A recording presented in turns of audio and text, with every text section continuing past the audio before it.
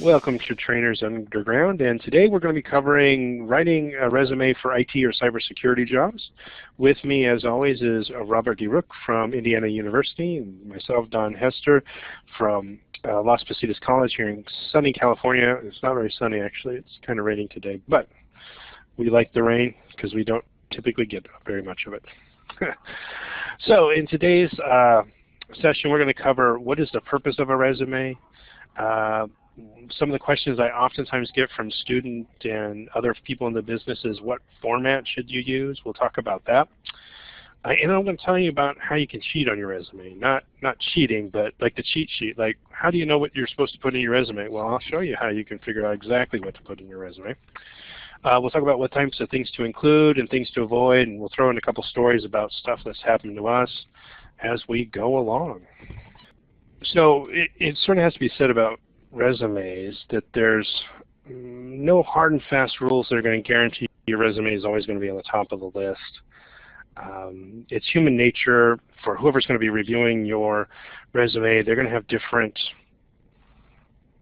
sensibilities, different styles that they like, and different things, and what they expect to find on a resume. So you're never going to be 100% perfect all the time, but what we can do is help increase the probability that your resume gets as close to the top as possible and avoid being put just in the circular file right away.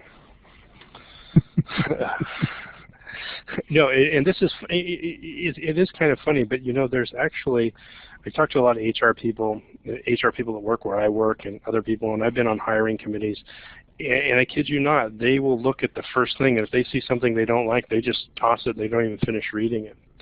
So it's kind of important that we know that, know what our audience expects, right? That is true. So first thing to start off with is, what is your resume supposed to do? The first thing to do is it's not really an autobiography. And I think that my problem when I used to write resumes is I thought it was an autobiography. I would write down everything that I had ever done, you know, all the places I worked and all that, but that's not really, it's not an autobiography. It really is, the whole entire purpose of your resume is to get you an interview. So hopefully you're going to talk to them about what you excel at, what your knowledge, skills, and abilities are, and how they match what they want. So it's not going to be a comprehensive list of all your employment or all your knowledge, skills, and abilities. What it's going to do is focus in on the knowledge, skills, and abilities that they're interested in. That's what you want to do, because that's what's going to get you an interview. So that's the most important thing. The interview, then, you got to be on top for that and do another show in the future about what to do in the interview, because there's a whole different shooting match for that. But when we're talking about resumes, you just want to look at these types of things, make sure that you're just getting that interview that you really, really want. Format. So I've heard lots of different rules. I'm sure, Rob, you've heard some rules. What kind of things what things have you heard? I've heard the bullet points. I've heard the numerical steps. I've heard just put start ending dates for work experience in chronological order from, you know, your most recent position to your very first position, or if you never had one, you know, you would put in things like, you know, if you did volunteer work or if you did an internship, the dates and stuff like that. I've been told to put it in order from the type of projects that you worked on, going from if you were at an entry-level, you know, position in a particular project to maybe higher up in the project chain, to list them that way. I mean, I've been told, like you, Don, I've been told several different ways to, you know, write your resume. I think you started off the presentation the right way. It's when you write a resume, you have to write it for the specific job you would like. And this is one of the things that you kind of have to keep in mind, because a lot of people write a resume and they just kind of make a generic one that they're going to apply or use to apply to several different jobs, and then they kind of scratch their head trying to figure out, why am I not getting, you know, calls for an interview?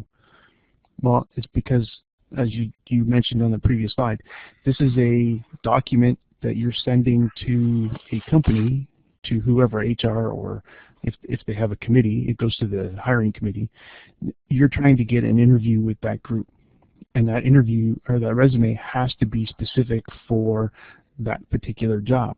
Even though it may be in IT or it may be in cybersecurity as more of a broad, generic type of a statement, it has to be really fine-tuned for that specific job. So when you look at the resume formats, you kind of have to look at what's a valid format for that particular organization.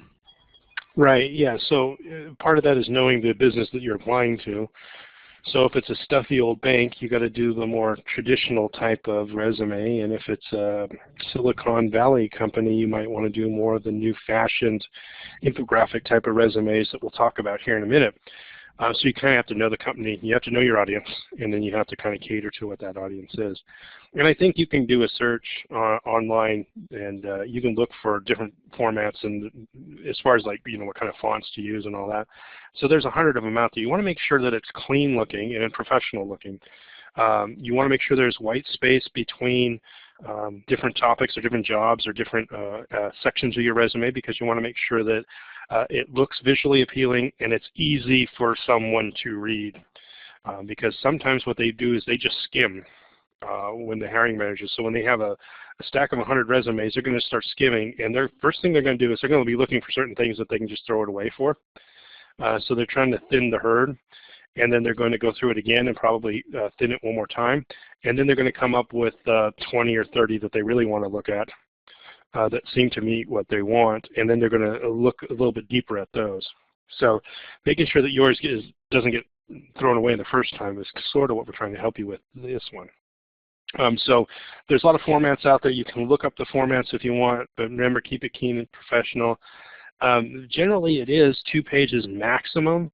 If you get more than 2 pages, then you're probably going too far. And we'll talk about how you can hone it down here in a minute, but usually 2 pages is max. Some people even say 1 page.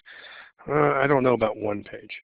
But what Rob was talking about too, and I just want to do this, there's 2 different types of resume. There's one that's called skills-based, where you talk about your skills or the projects that you've done in the past, and then the other one is employment-based, where you chronologically list what employment you had. If you are new and getting into the job market, or you're a career changer just getting into the job market, and you don't have a lot of particular IT skills, what you want to do is probably go more along the lines of not showing your track record of jobs, but actually going by what skills and abilities you have that you've used in the past. You want to highlight your strengths. And your strength, if you're new to the field of IT or cybersecurity, or you're a career changer, so you're new to it, then you want to not highlight your job history because you don't have a job history. And if you have a job history where you're jumping around a lot, you don't want to highlight that history. So you probably want to move more towards these are my knowledge, skills, and abilities going forward. Now, I did mention the infographic resumes, and again, you can go online and you can search for infographic resumes. If you're going to apply for a job in graphic design or something like that, or gaming, or social media, something, you probably want to use definitely one of these type, because this is the standard that they're using. Some of these, you can see, I just did a search on Bing and I looked at all the pictures, and this is what you got. Some of these are a little over the top. There's a little bit too much information on the page. I like ones that stand out, that kind of give you some information. I've heard a lot of job hiring committees like it when you put a little graph and say, this is my skill that I have, and I am at 80% proficient, and you show like a little bar graph of all your different skills. For the life of me, I have no idea how people assess that. Like, it's completely arbitrary. I think I'm at 100% for project management skills. Okay, but you know what I mean? So I don't know how good those things are. If I look at it, I'm going to be like kind of curious as to, and I may even ask the question if I was on the hiring committee, how'd you come up with these numbers? Right? So I'd probably want some kind of... Well, yeah, I mean, even if you put numbers down of any kind, there has to be some sort of validity to it, right? Like you said, you can't, I've worked on 2 projects. Great. What's my project management skills? 100%. That may not be realistic, though, right? Even though you yourself probably think your project management skills are rated at that high, but I mean, there has to be something that is going to, provide some sort of value to those numerical values. So, Well, like you said, you're it's kind of absolutely right. And I think that you can actually come up with some of those numbers. If you, like for me, I'd have to go back and check. A couple of years ago, I went back and I keep track of every class I've ever taught in the classroom. And I know how many hours I was in the classroom. So I could, at one point in time, I could say I have over 900 hours of in-classroom instruction. I don't know what the number is now, because that was more than 5 years ago. So that would be a good number to put on there, but again, it's based on something I can actually go back to and I can actually look it up, right? So that's sure. And that's what you're talking about, Rob. Is it can't be just pulled out of thin air. I mean, if you can say that your project management skills are 100%, well, what is that based on? Well, I've done 2 projects and both of them came in under time and under budget. Okay. Well, there you go. I guess it is 100%. but you only had 2, right? Right. So, anyways, but yeah, you pick if you're going to use numbers and graphs and stuff like that. You got to make sure it's made into reality somehow. A lot of them are kind of interesting. They show, job. They do like a timeline and they show how long you've been at certain jobs. So those are interesting to see as well. If you have a good long career where you've had a stable employment, then those types of things are great for showing that. So you got to think about it. Any infographic that I make that shows something, it's got to show me in good light. So if it's a graph, it should be going up, right? Exactly. If it's a pie chart, it should show a lot of whatever that they're looking for, right? So if you're going to do any of those things, you can get statistics from all kinds of places, but it needs to make sense. It needs to really sell you in a good light.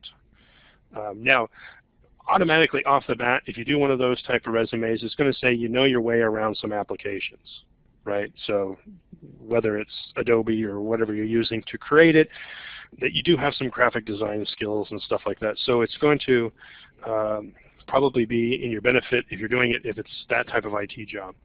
A network admin, I don't know that this type of resume necessarily resonates, but putting a little bit in it, not as graphic as all these are, but maybe putting a little bit of it showing how long you've been Cisco certified or how long you've been Microsoft certified or how many versions of Linux you've used or something like that. If you can put something like that into an infographic, that might be good. How many servers did you manage by yourself together? That might be a good statistic to throw in there, put in a pie chart or something like that. Anyways, but again, it's got to be related to the job. Shouldn't be off topic to that. So the first thing is the resume cheat sheet. And I can't stress this enough. Every time a student comes to me and says, hey, I'm applying for a job, here's my resume, can you look at it and tell me what you think about it? My next question is, where's the job posting? Well, I haven't found a job yet. I said, well, go find one first. Go find one that you're applying for, because your resume, I don't even want to say it's your resume. It is the resume for that job. So each resume should be different and tailored to whatever that job is, and it should follow what the job description is asking for, the job posting is asking for. So part of that is researching the company. You kind of got to know what the corporate culture is there. You got to understand a little bit about what their values are and what that company believes is important stuff. For example, I'm going to cheat right now and tell you something. Rapid7 is a cybersecurity company. They do like penetration testing type software. Now they have a thing that they call the Moose Manifesto, and if you go on YouTube you can actually see it.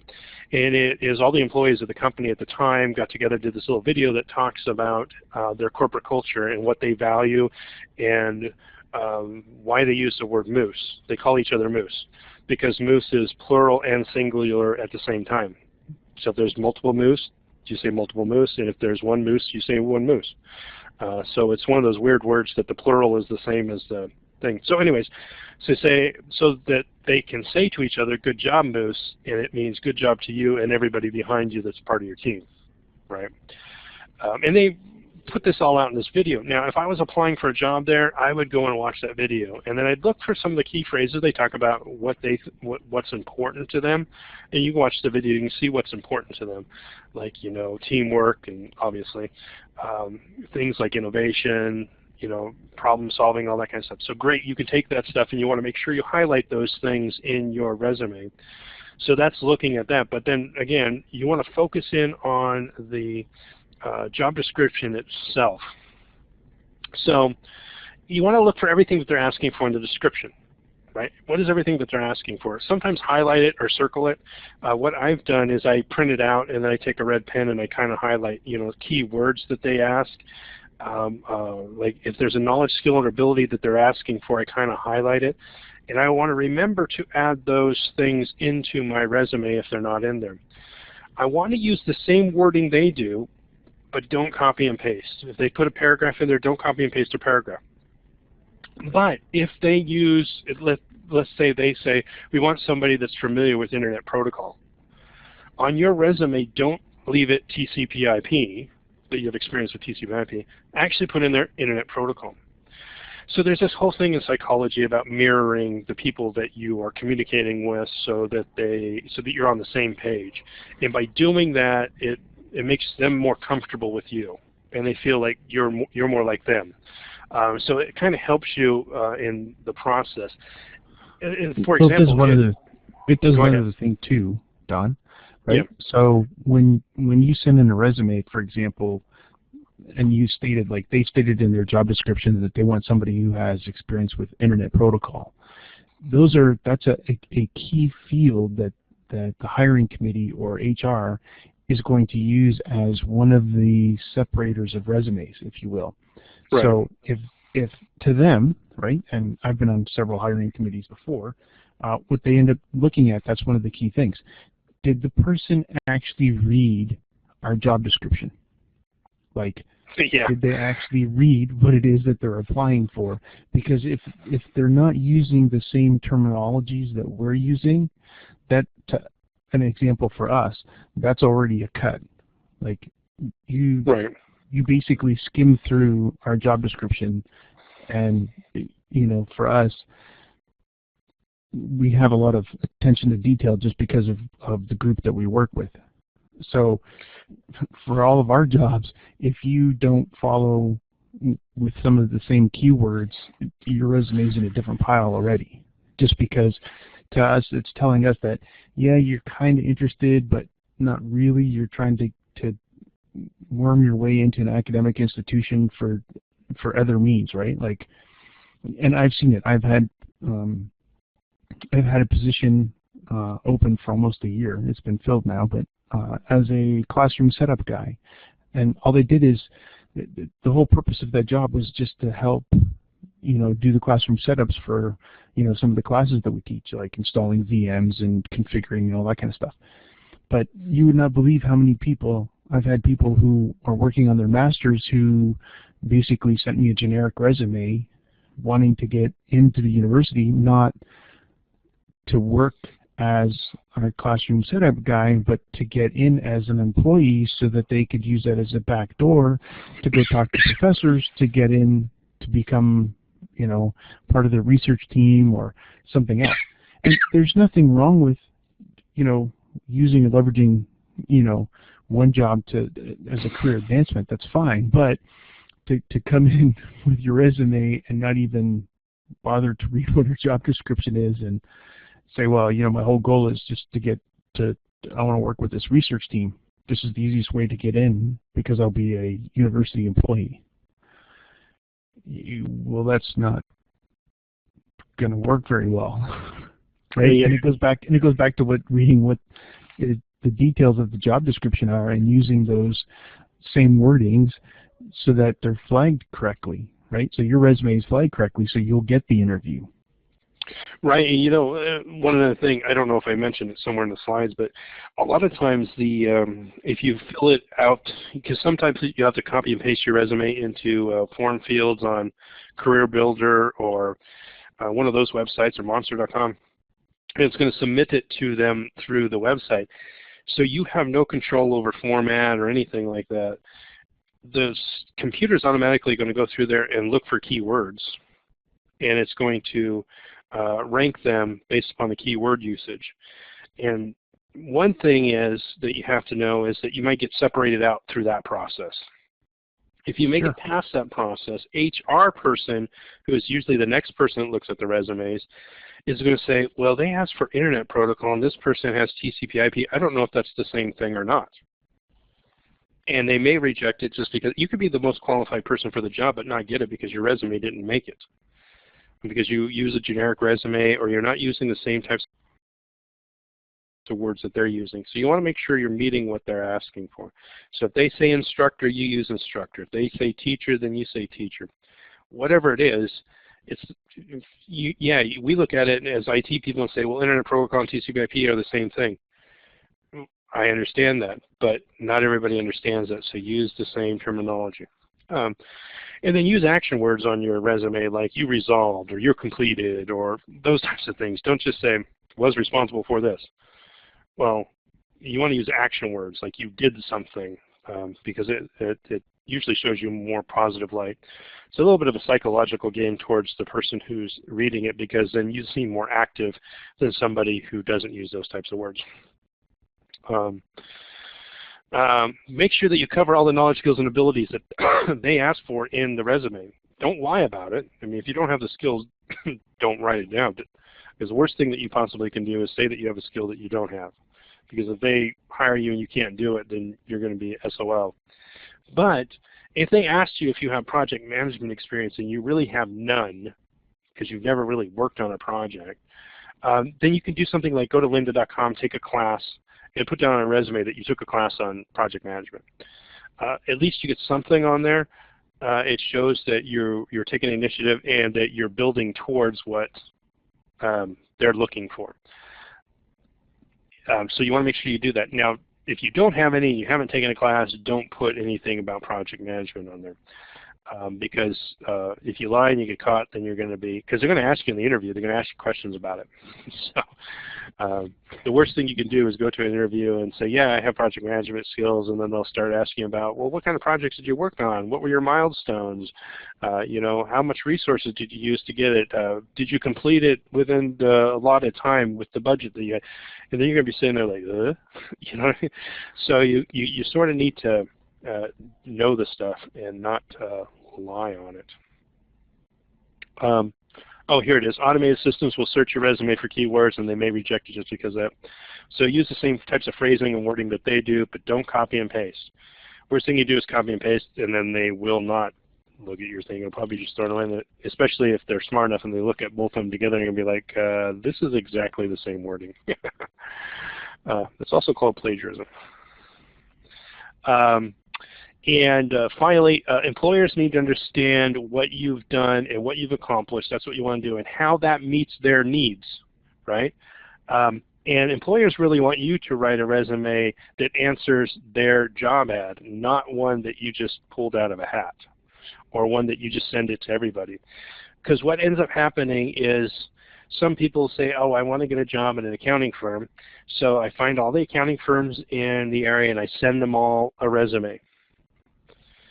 First of all, you're probably not going to get any response because it looks like that's what you did, right? So you have to make sure that it's written specifically for them. And again, you look at their website, you say, hey, our core values are these things, right? You need to make sure that you demonstrate you have those core values too, right? Not just the knowledge, skills, and abilities, but also kind of that you meet what they do in their or the way they do things, right? That you can fit for their culture. Oh, I don't know why this one's first. This is out of order. I'll go back to that one. So what kind of things should you include in your resume? You can't believe how many times, the fact that I have to say this is kind of a weird thing, but use a professional email address. If you have a LinkedIn profile, you can put the link for it. And we did a video a year ago about LinkedIn and careers in cybersecurity and what you should do on your LinkedIn profile. You can go back and watch that if you want to check it out. But the main thing is that's a professional network, and everything you post there should be professional. Not what you ate at lunch, not what your dog's doing, unless you're a veterinarian. It should be on topic and professional, everything that you post there on LinkedIn. And only relevant information to the job post should be on your resume. If you have certifications and you're in IT, you want to highlight those things. You may even want to highlight how long you've had them. So like if you put down, I'm an MCT, well that's great, you're an MCT. Well, how long have you been an MCT? Well, I've been an MCT for 12 years. Well, that's great, because that shows longevity. You've had the certification. Anyone knows anything about it, you have to renew it every year and all that stuff. So putting down how long you've had the certification may also, if you think you need that for your resume, it might be worth it. Education and possibly continuing education, you want to highlight those things. If you don't have a degree, maybe you only have an AA degree, but you want to still show that you're still, because in IT things are constantly changing, you want to show that you're staying on top of the market and that you're following continuing education. You may just put a statement in there, and I've done this before because I list out my AA, my BA, and my master's degree, and then underneath that I say I have over 400 hours of continuing education in the last 10 years or whatever the number is. I put that just as one sentence right underneath my master's degree. So not only do I show them that I have you know, the proficiency because I've got a master's degree, but I also tell them that I keep up with everything. And I do it in one sentence. If you're doing one of those infographic charts or something like that, it might be interesting to put how many hours you've actually had for however long and then show it as a chart, or how many you get a year in a bar chart or whatever. Any of those types of things might be a good idea to include in it. Now, there gets to the point where you get to optional things that you may need to put in there or not. Licenses. In IT, there's not a whole lot of licenses that we need to put in there. If you have security clearance and you're applying for a cybersecurity job, you want to note that. If you had security clearance through the Department of Defense or something like that, but it has been, it has expired or something like that, you may even want to put it in there that you had it in the past. Because sometimes for cybersecurity, if they're going to hire somebody and they need to be able to do a clean background check, that may help them, you know, oh, this guy has had secret clearance before, so it should be easier for him to get it in the future. But licenses, like I had a real estate license. I would never have put that on any of my resumes because this has no bearing whatsoever on IT. So I had the license. I wasn't really practicing. It's not really bearing to it, so I would not have put that on the resume. And I don't know that there's very many licenses currently for IT or that would even help you with IT, so I don't know that there's anything that really needs to be put onto your resume in that area. Unless you are working as IT with real estate people, and then you could say that you also have your real estate license. That might be the one instance where I could see, put down that you have a real estate license because you're applying for an IT job at a real estate place. That shows them that you understand the business side of it, but then you have to also show them that you understand the IT side of it, right? So career goals, that's a maybe. If you do put career goals, it better be the same goals that they have for hiring you, right?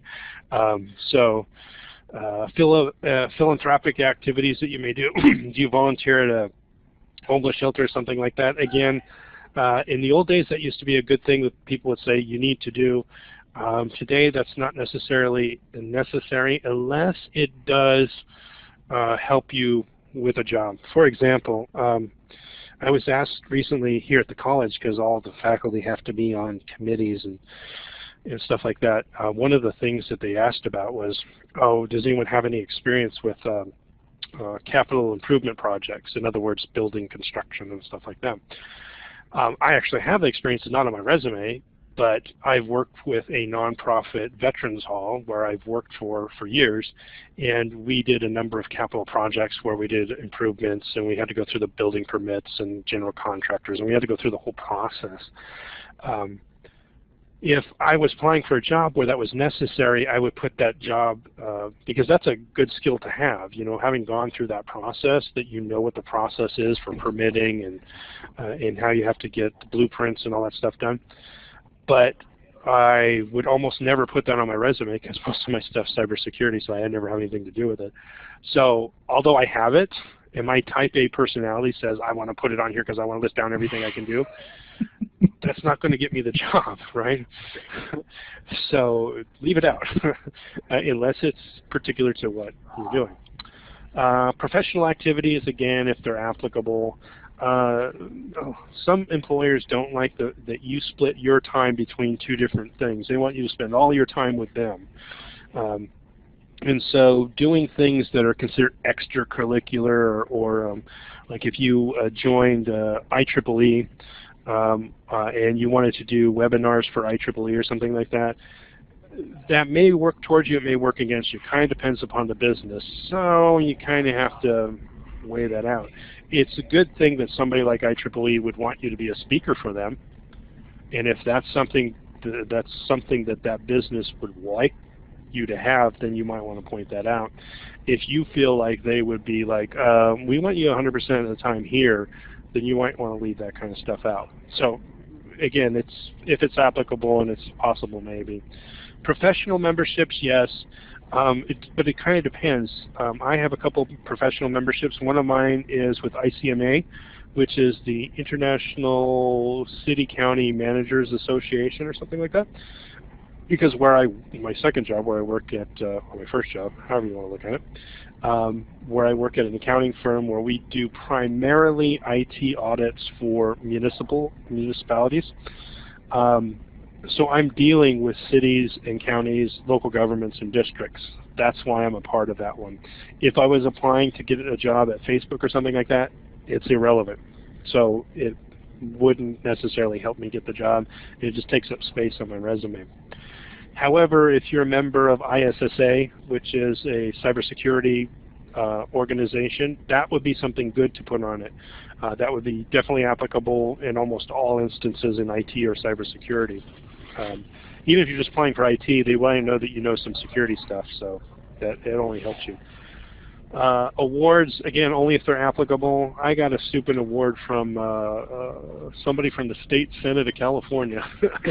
Well, guess what? What does that mean? I'm a good community supporter. All right. So I don't know if it's going to get me a job, right?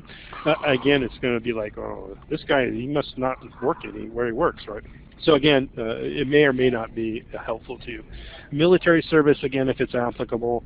Sometimes being a veteran can, if you're applying for the federal government, can get you a couple points on their point scoring thing. So that may help. If you see on the business, somewhere in the business, hey, we're veteran friendly, we like to hire veterans, then put it on there by all means. And if you see nothing about it, you might not want, it may not necessarily help you by putting it on there, unless you have a big gap of history in your career. If you aren't going into cybersecurity, military service does help. You don't have to get into everything you did in the military. Just say served in the United States Marine Corps Reserve from 91 to 98 and leave it at that. Or if you had a background or you had a certain level of clearance, maybe put that on there. So it's one sentence, that's it, and then you just go on to the next thing. And if you're a type A person like me and you want to put everything on there, you can put it all on LinkedIn. You can put all of it on LinkedIn. And it doesn't necessarily need to be on the resume. And if they really want to get it, they can click the link and get to it on there. Make sure you include everything they ask for in the job posting. Sometimes, and I heard this one for a couple HR people, and I don't know if you've ever seen this from, they'll ask a particular question, like they'll say, we want this in a Word format, or we want this in rich text format, or something like that. Or they'll say, yes, tell me one job that you had that you hated, or something. They'll ask a question like that. And it's, 9 times out of 10, it's to weed out people that don't read the job post. Go ahead, Ed. That's exactly it. Right? No, that's exactly it. That's why they ask that question. So they do it for that intended specific purpose.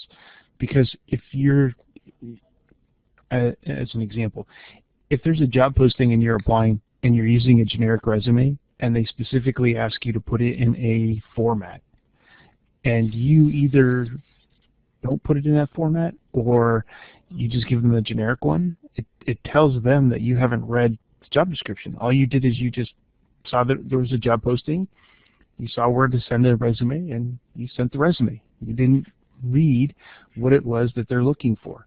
This goes back to several points that you've already made on several of the slides. You have to tailor your resume as a more of an invitation for a interview, basically. So they put these questions in there, and as an example, if you can't get it into a particular format for whatever reason, then you should make a note that says, you know, I'm sorry I can't get into this format for this reason, right? And you've acknowledged that you've read it, you understood that they asked for it, and you're telling them why you couldn't do it. You know? Yeah, exactly. This way, again, it goes back to, well, maybe they can't get in that format, but is there any indicator why? Oh, look, they couldn't get it in because of whatever, right? So, like you said, if they said, you know, send it as a PDF, well, I'm sorry, I don't have, you know, the full bore Adobe product in order to create the PDF, but hey, you know, I know you asked for it in a PDF format. I can't do that because I don't have the full product in order to create a PDF file. So, you know, I just have it in Word. This is the best that I can do. But I do understand that you wanted it in PDF. However, I can't accomplish that. So other thing to include with it, the other thing, and this is a whole nother topic too, is your professional cover letter or email. If you can send it via email, your email is the cover letter, and you should treat it as such. Otherwise, if you're going to mail it, you would put a cover letter on this. The cover letter needs to reference the position that you're applying for, because they may have multiple job postings and they don't know which one that you're looking for. And so what you basically have one paragraph, and that's it. And you're lucky if they even read it. It's to say, in reference to your job posting, blah blah blah blah blah. I would like to be considered for this position. Attached is my resume, and then you have one paragraph to tell them why you think you're the right candidate for them.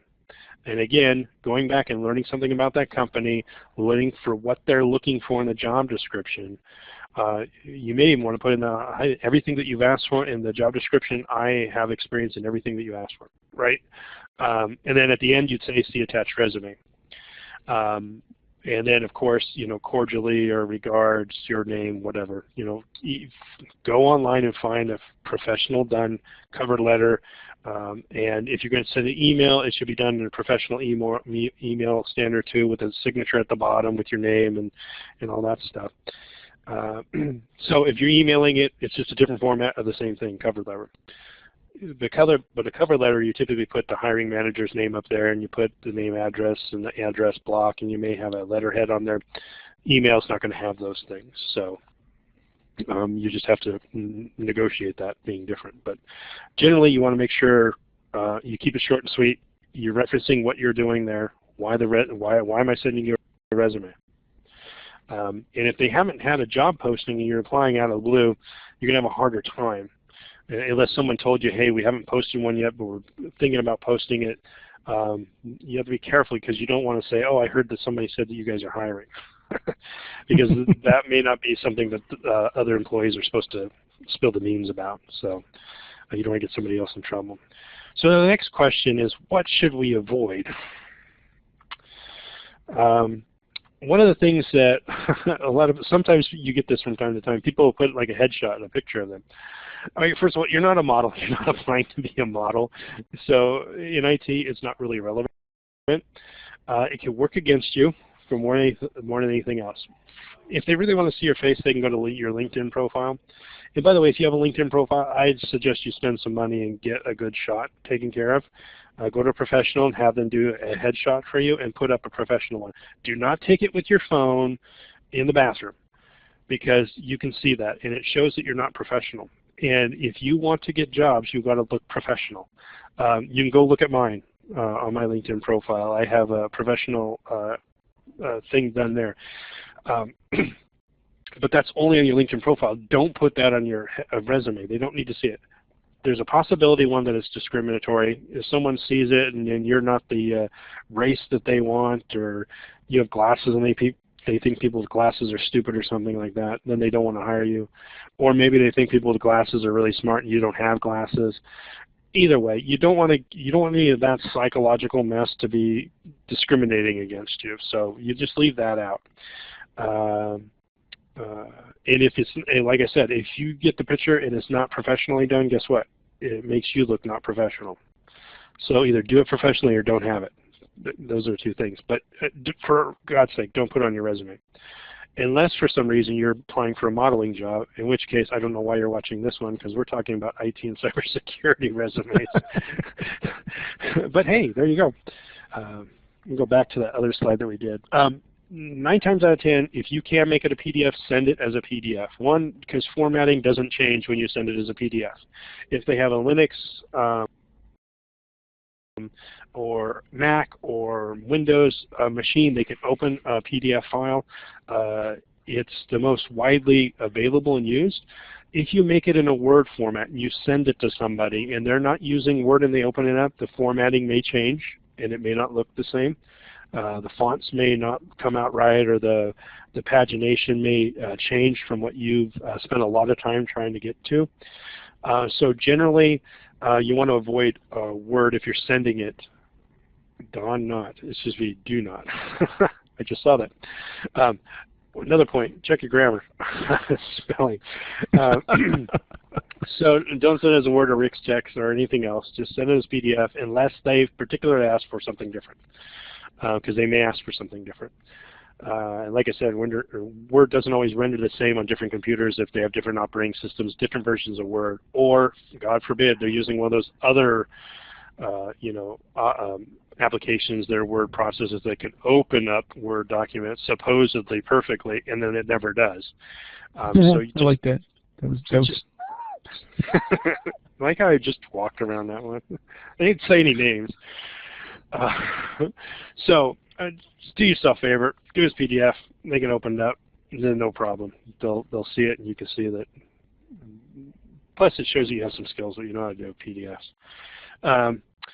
Don't use an unprofessional email address. Oh my gosh. Use something like firstname.lastname@hotmail.com or live.com or outlook.com or whatever it is. Don't use something like flirtybunny53@yahoo.com. And by the way, I don't even know if that's a real email address. That person's probably going to start getting emails. Hey, I saw this thing on this.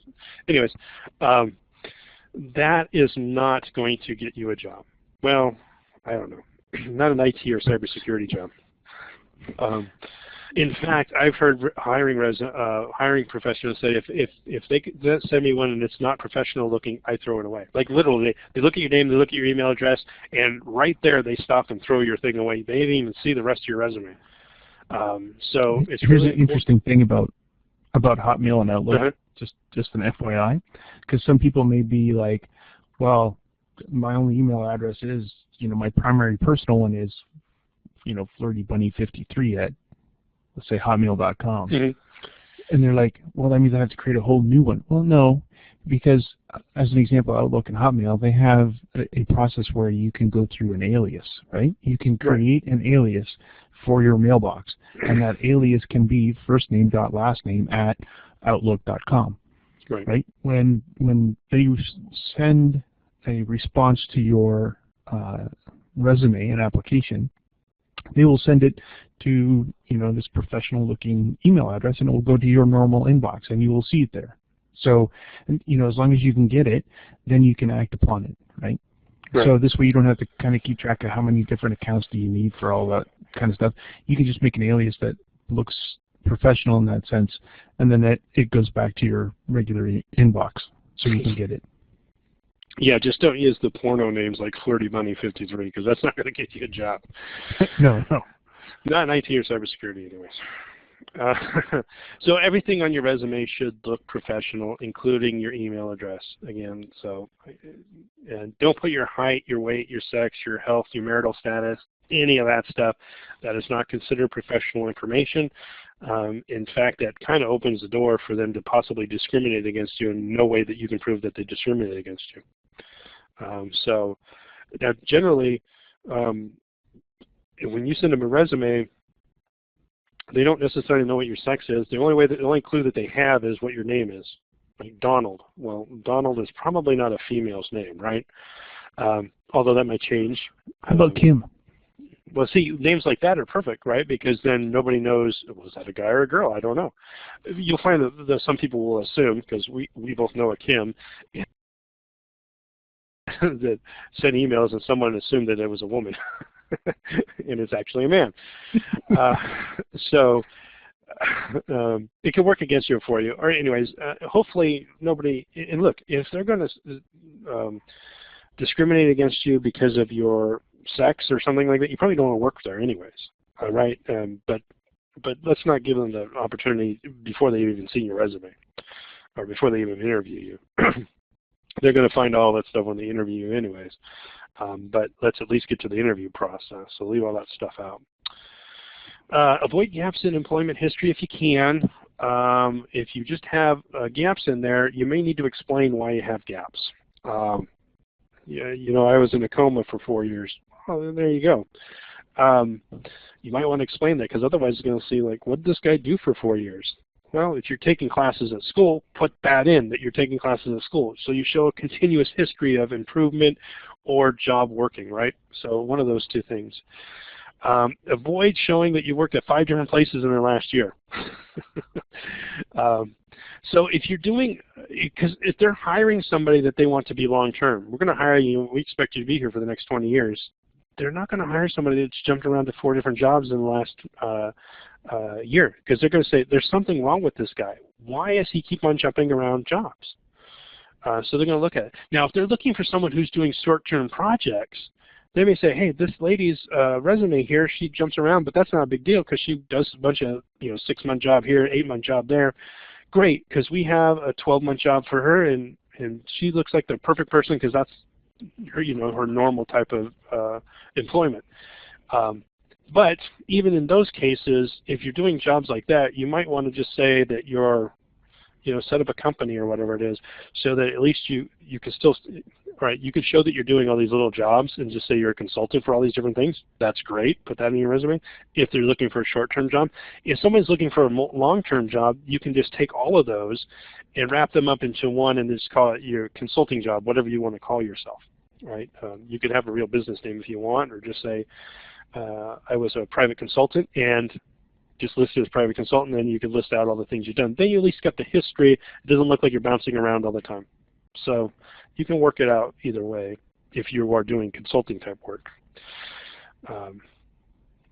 Too long, if it's too many pages, they're not going to read it. If the paragraphs are long for everything, they're not going to read them. So it's better to use bullet points, but substantial bullet points, not like a bullet point that just has one word behind it. Again, remember what I said earlier, that action words, go back to those action words and say, what types of things that you accomplished and how you did them or whatever. Those types of things. Don't be too short. Like if you give job title and dates, that's too little. You got to give more than that. Well, what did you do there, right?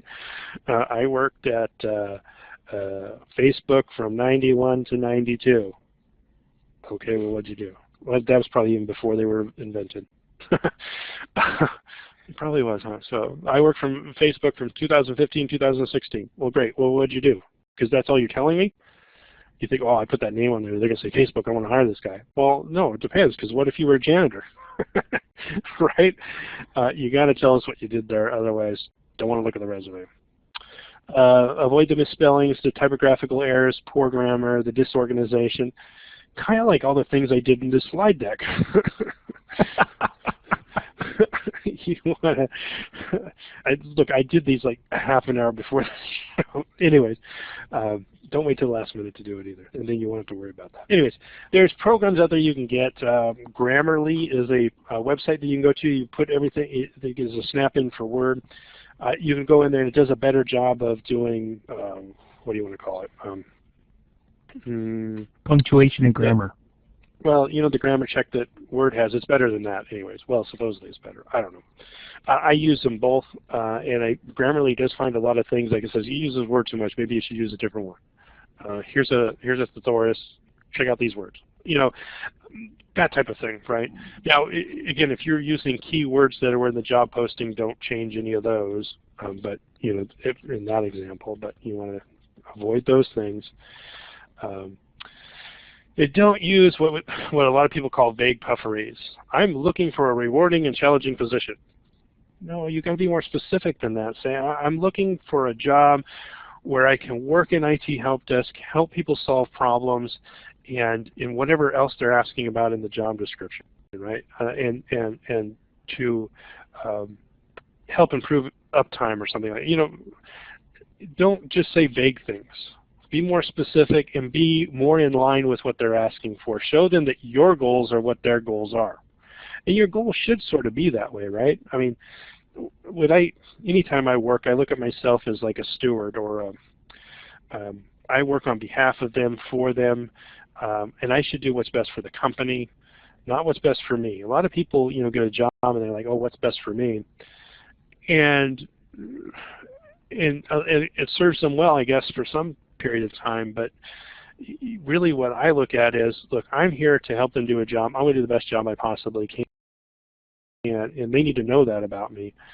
So you want to make sure that they understand those types of things. So don't use any vague puffery. Just explain to them, you know, I take my job very seriously, and I want to make sure that, you know, and I'm looking to do, not be rewarding, but explain what you mean by rewarding, you know.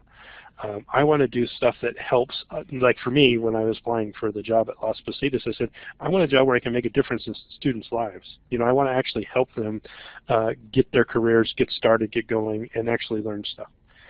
That's what, see, that's much more specific than saying a rewarding and challenging position, right? So, and that's what they want. They want a teacher that wants to help students, right? Luckily, that's what I want to do, and luckily, that's what they want me to do. So, hey, perfect match. So you're letting them know your goals align with theirs. So last things here, you know, don't go edge-to-edge wording. You got too many words then, right? If there's no freaking border, there's a problem. Don't overuse different formatting and fonts and all that kind of stuff. And then it makes it visually unappealing. It needs to be simple and clean looking when someone looks at it. And then it needs to have the content in it. People say, well, should I put all kinds of fancy paper and all this stuff? I was just asking our HR guy today, and he said, oh yeah, I got a resume the other day. It came shrink wrapped around a piece of cardboard. And I said, shrink wrap? Why was it shrink wrap? He said, well, they put it in a manila envelope and they want to make sure it didn't get bent. And so they put it a piece of cardboard with it, and I guess Kinko's or wherever they went to, who sent it out for the person, had shrink wrapped the letter so the letter wouldn't move off of the cardboard. And he said, I put it on my desk and it sat there for 2 months because I didn't want to open it. So don't go overboard. People say, you know, do splashy paper in different colors and all that kind of stuff because it sticks out. You know, it also just annoys people. Again, someone may see the color and say, ooh, this is cool. This person likes pink and I like pink, right? And so you put it on pink paper. You may go in there and you put it on pink paper and the person hates pink, in which case you now are at the bottom of the thing. They say, oh, these people are so annoying. Why do they do extra colors, right? Now, you could say, oh, do I put it on parchment paper? Should it look like this? Well, you know, bond paper is fine. Just plain old bond, which isn't the stuff that normally just comes out of your copy machine, right? Your bond paper is a little bit thicker, but it's not overly nice. So you don't want to be ostentatious, but you don't want to be too plain and simple. But then again, if you're emailing it, you have no control over that, right? Don't put little flowers all the way around your resume, borders, or anything like that. I had somebody who turned in a resume and they used Publisher, and I could tell they were using Publisher because they used a border around the edge, and it was one of the standard template borders. So I'm like, okay, they didn't use Word to use it. I don't care that they didn't use Word to make it. They sent it to me as a PDF, which was a good thing. But then I just was so distracted by the border because it was like very flourishy, I guess is the best way to put it. It wasn't like straight lines, you know, looking like it's being made for a corporation. It looked like it was made for, you know, graphic design or something. I don't know. Anyways, I thought it was overkill. So you want to avoid those things. Anything to add to that, Rob? No, I think that the biggest key takeaway out of all this is read the job description and then create your resume to match the job description. and you're going to have to do this for each job you're applying for. So if you sat down for a week and you picked out, let's say, half a dozen jobs that you're going to apply for, you're going to create 6 different resumes that match to each one of those job postings. And you should really print out and keep track of which resume you sent to which job. So when you create your resume, if it's not really detailed enough or doesn't convey correctly, you should print the job description off and keep it with that resume, so that if you do get a call back, you know which resume that you need to bring with you for the interview, right, so that you can communicate effectively with it, right? So kind of mapping your resumes to, and it's going to be custom tailored to each of the jobs that you're going to be applying for, whether it's in IT or cybersecurity. But that's kind of like the goal. I mean, if you really think about it, everything, all the bullet points that we've outlined in the slide deck here for the last hour, it all boils down to reading and understanding what the job description is, and then creating your resume to match. right. That's basically what it boils down to. And if you keep on using a format and you're not getting any traction off of it, revamp it. That's one thing. Someone asked me, I do all these things, but I never get it. And I'm like, well, change something. I mean, if you're doing it the same way and you're not getting anything, then maybe content-wise, maybe you need to reword the way you put stuff in there. Maybe you need to add more experience. Maybe you need to take some stuff out. Depends upon the resume, right? But don't be afraid to change it and try different things. And I would say also, here's one helpful tip that I have. So I have OneNote, and in my OneNote, I keep track of everything. It's like my brain, because if I didn't have it, I'd forget a lot of stuff. So what I do is I actually have all my career history is in OneNote. So I have a page for achievements, all the things I've done. I have a page for all the teaching assignments that I've had. I've had a page for all the places I've worked. I've had a page for all the projects I've worked on. And then as I go, if I come up to a new project and I do this, then I add that just to my OneNote. So it's just like my way of keeping track of everything that I've done. Because I have it all in OneNote, I'm not having to rewrite the resume every time. I just grab and choose what I need to put into the resume from what I already have. I also find it's helpful because I forget stuff, right? It's like, what did you do 10 years ago? I deployed Active Directory here. I did this. I deployed Exchange and Enterprise environment. I did all those things, but I forgot about them, right? Because I haven't done them in a while. Now, after 10 years, it's probably irrelevant in IT talk, but I have experience in having done those types of things is still relevant. So I just keep track of it all in OneNote, and I can just grab and post it into Word and do some formatting. That way I can still keep track of everything, and then I can highlight certain types of things. Because I have 2 different jobs and it's 2 different worlds. One where I do cybersecurity and then another one where I do teaching.